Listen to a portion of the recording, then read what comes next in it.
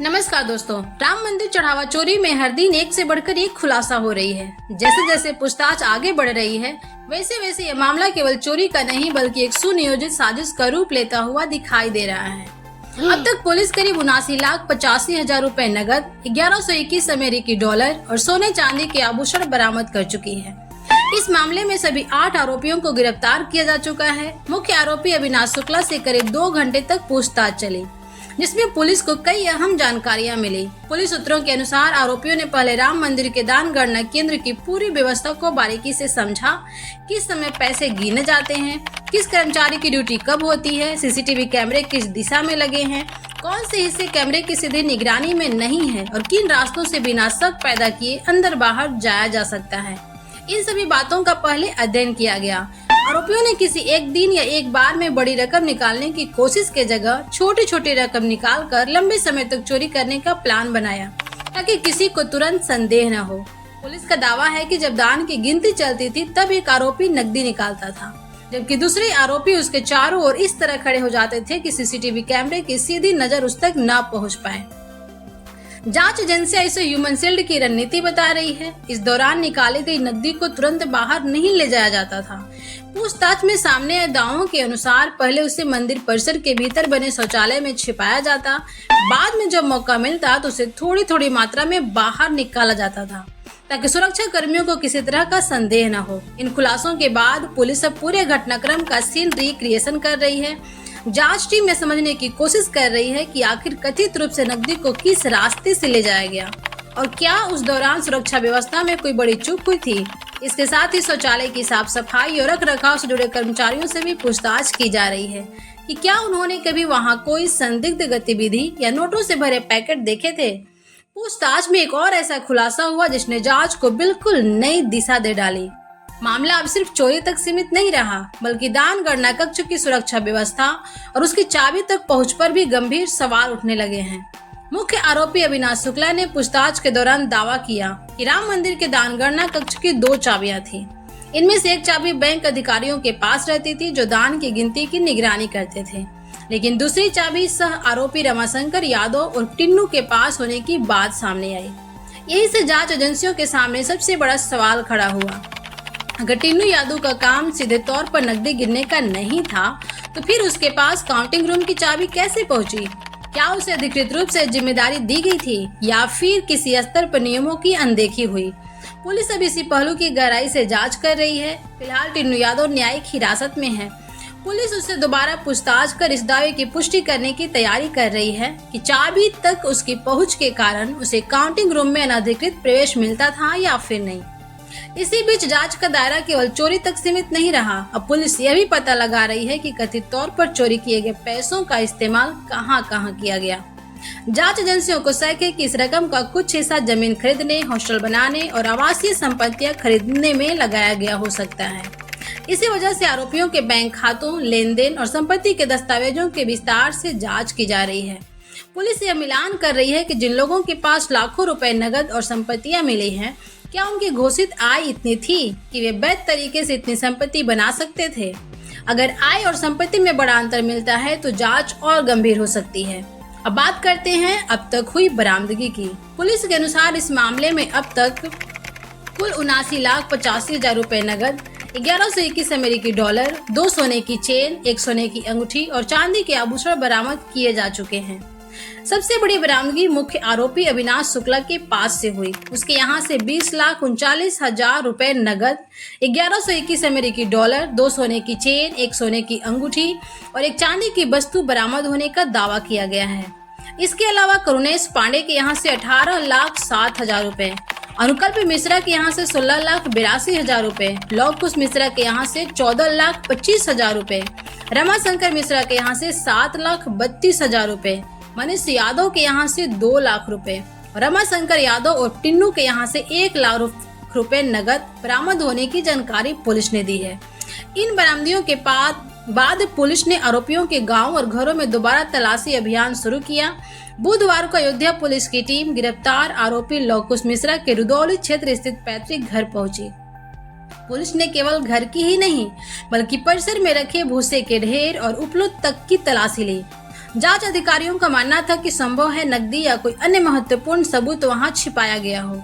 इसी तरह दूसरी टीम आरोपी करुणेश पांडे के पैतृक घर पहुंची, जहां करीब 2 घंटे तक तलाशी और पूछताछ की गई। तीसरी टीम अनुकल्प मिश्रा के गांव पहुंची और वहां भी पूरे परिसर की जांच की गई। लगातार हो रही इन छापेमारियों से साफ है कि पुलिस अभी यह मानकर चल रही है कि इस मामले से जुड़े सभी सबूत बरामद नहीं हुए हैं। इसलिए हर उस स्थान की जांच की जा रही है जहां चोरी की रकम या उससे खरीदी गई संपत्ति से जुड़े सुराग मिल सकते हैं। लेकिन इस पूरे मामले में एक और बड़ा घटनाक्रम सामने आया है। अब जांच केवल आरोपियों तक सीमित नहीं है।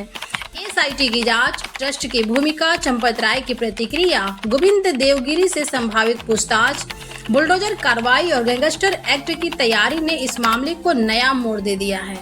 जैसे जैसे पुलिस की जांच आगे बढ़ रही है, वैसे वैसे इस मामले की संवेदनशीलता भी बढ़ती ही जा रही है। यही वजह है कि उत्तर प्रदेश सरकार ने इस पूरे मामले की जांच के लिए गठित विशेष जांच दल यानी कि एसआईटी को और समय दिया है। अब एसआईटी को अपनी अंतिम रिपोर्ट 15 जुलाई 2024 तक सौंपनी है। यह एसआईटी 13 जून को श्री राम जन्मभूमि तीर्थ क्षेत्र ट्रस्ट के अनुरोध पर गठित की गई थी। इसमें लखनऊ के मंडलायुक्त विजय विश्वास पंत, आईजी लखनऊ रेंज किरण एस और वित्त विभाग के विशेष सचिव नील रतन कुमार शामिल है। सूत्रों के अनुसार एसआईटी ने 23 जून को अपनी प्रारंभिक रिपोर्ट सरकार को सौंपी थी। इसी रिपोर्ट के आधार पर 25 जून को एफआईआर दर्ज हुई और उसके बाद एक कर सभी 8 आरोपियों की गिरफ्तारी हुई। हालांकि एसआईटी का काम अभी पूरा नहीं हुआ है। अब टीम फोरेंसिक विश्लेषण, बैंक रिकॉर्ड, संपत्ति के दस्तावेज और वित्तीय लेन देन की जांच के जरिए यह पता लगाने की कोशिश कर रही है कि क्या यह मामला केवल नकदी चोरी तक सीमित था या इसके पीछे कोई बड़ा वित्तीय नेटवर्क भी काम कर रहा था। इसी बीच श्री राम जन्मभूमि तीर्थ क्षेत्र ट्रस्ट के महासचिव चंपत राय को लेकर भी कई खबरें सामने आई हैं। मीडिया रिपोर्टों के अनुसार चंपत राय इन दिनों सार्वजनिक कार्यक्रमों में बहुत कम दिखाई दे रहे हैं और एसआईटी के अंतिम रिपोर्ट का इंतजार कर रहे हैं। सूत्रों के हवाले से यह भी कहा गया कि उन्होंने अपने करीबी लोगों से बातचीत में मुख्य आरोपी रमाशंकर यादव उर्फ टिन्नू का जिक्र करते हुए कहा कि मुझे उससे ऐसी उम्मीद नहीं थी। इसी तरह कुछ मीडिया रिपोर्टों में यह दावा भी किया गया कि चंपत राय ने अपने परिचितों से कहा कि वे अपने ऊपर किसी तरह का दाग लेकर अयोध्या से नहीं जाना चाहते और उन्हें विश्वास है कि जांच पूरी होने के बाद सच्चाई सामने आएगी। हालांकि इन दावों पर उनकी ओर से कोई औपचारिक सार्वजनिक बयान जारी नहीं किया गया है। उधर जांच एजेंसियों का ध्यान अब ट्रस्ट की वित्तीय व्यवस्था पर भी है। सूत्रों के मुताबिक जांच टीम ट्रस्ट के कोषाध्यक्ष गोविंद देवगिरी से भी पूछताछ कर सकती है। इसका उद्देश्य किसी व्यक्ति को दोषी ठहराना नहीं, बल्कि ये समझना है कि दान की गिनती, बैंक में जमा करने और वित्तीय निगरानी की पूरी प्रक्रिया में कहीं कोई प्रशासनिक या प्रणालीगत चूक तो नहीं हुई। जांच एजेंसियां उस समझौते यानी MOU की भी समीक्षा कर रही है जो ट्रस्ट और बैंक के बीच दान की गणना और जमा प्रक्रिया को लेकर हुआ था। यह देखा जा रहा है कि क्या तय नियमों का पूरी तरह पालन किया गया था या कहीं किसी स्तर पर लापरवाही हुई। इसी बीच इस मामले में एक और बड़ा घटनाक्रम सामने आया।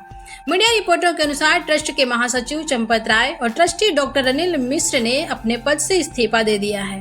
वहीं मंदिर निर्माण प्रभारी गोपाल राव मंदिर की व्यवस्थाओं में अधिक सक्रिय दिखाई दे रहे हैं। इस दौरान मंदिर परिसर में धार्मिक गतिविधियां और नियमित व्यवस्थाएं पहले की तरह जारी है। अब बात करते हैं आरोपियों के खिलाफ आगे की कानूनी कार्रवाई की। पुलिस सूत्रों के अनुसार गिरफ्तार आरोपियों पर गैंगस्टर एक्ट लगाने की तैयारी की जा रही है। इसके लिए विधिक राय ली जा रही है। यदि जांच में यह साबित होता है कि यह कथित अपराध संगठित तरीके से किया गया तो आरोप और गंभीर हो सकते हैं। इसके साथ ही प्रशासन ने एक आरोपी लौह कुश मिश्रा के निर्माणाधीन मकान का भी सर्वे कराया है।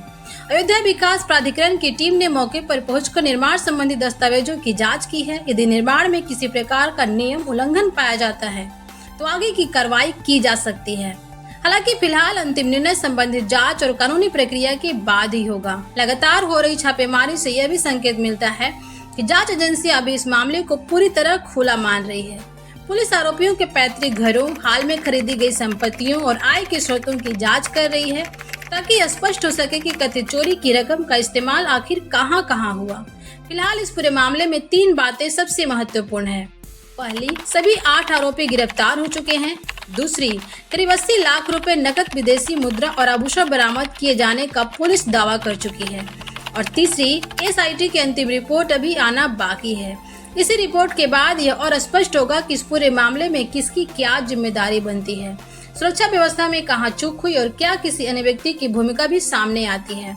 इसलिए इस मामले पर अंतिम निष्कर्ष निकलना अभी जल्दबाजी होगी। आने वाले दिनों में एसआईटी की रिपोर्ट और अदालत की कार्यवाही इस पूरे प्रकरण की दिशा तय करेगी। तो इस वीडियो में इतना ही। वीडियो में दी गई जानकारी आपको अच्छी लगी हो तो लाइक कीजिएगा, दोस्तों के पास शेयर कीजिएगा, चैनल पर नए हो तो सब्सक्राइब करके बेल आइकन जरूर प्रेस कीजिएगा। तो मिलते हैं नेक्स्ट वीडियो में नेक्स्ट जानकारी के साथ। तब तक के लिए जय हिंद, जय भारत।